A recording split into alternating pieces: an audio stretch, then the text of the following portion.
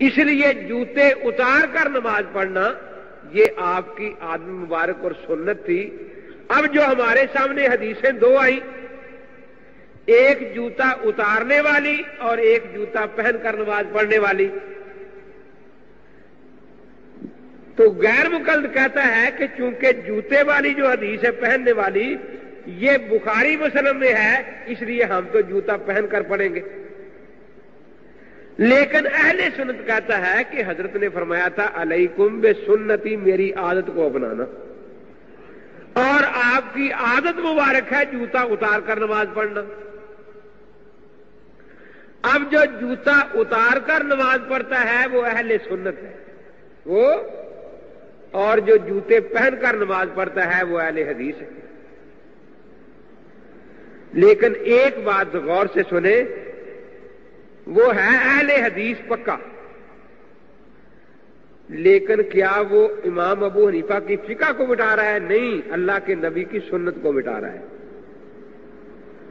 حدیث کے بہانے سے اللہ کے پاک پیغمبر کی سنت کو مٹا رہا ہے. حضرت نے فرمایا تھا میری سنت پر کو اپنانا، وہ کہتا ہے میں نے سنت کو نہیں اپنانا، حدیث کو اپنانا ہے. اسی طرح کھڑے ہو کر پیشاب کرنے کی حدیث بخاری مسلم میں موجود ہے، بیٹھ کر پیشاب کرنے کی حدیث بخاری مسلم میں بالکل نہیں. وہ ترمذی اور ابو داؤد میں ہے. لیکن بیٹھ کر پیشاب فرمانا حضرت کی مبارک عادت، آپ کی عادت کو امت نے عادت نہیں اپنایا اور ساری امت بیٹھ کر پیشاب کرتی آ رہی ہے. اب بیٹھ کر جو پیشاب کرتا ہے وہ اہل سنت ہے، اور جو کھڑے ہو کر کرتا ہے وہ اہل حدیث ہے.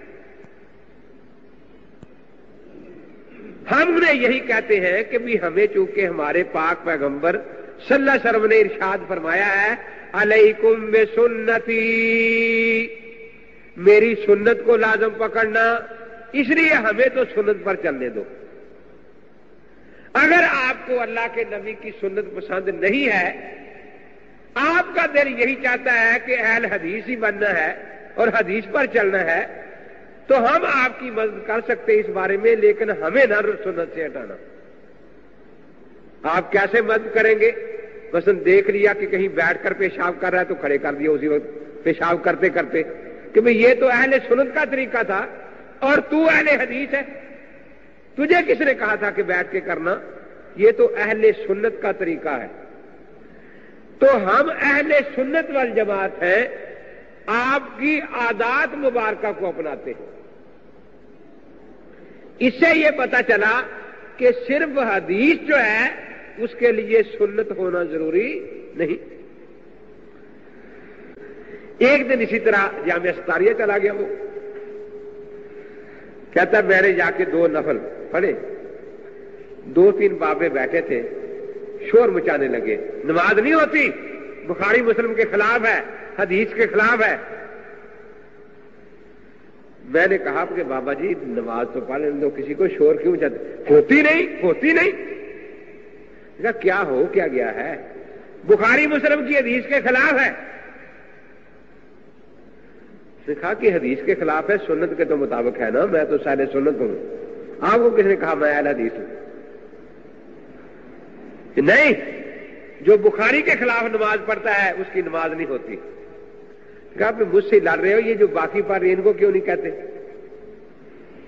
یہ تو بخاری کے مطابق پڑھ رہے ہیں. کہ کون پڑھ رہا ہے؟ کسی نے جوتا نہیں پہنا ہوا نماز میں، ان کو جوتے پہنا ہوا نماز پڑھتے پڑھتے تاکہ بخاری مسلم کے مطابق نماز ہو جائے.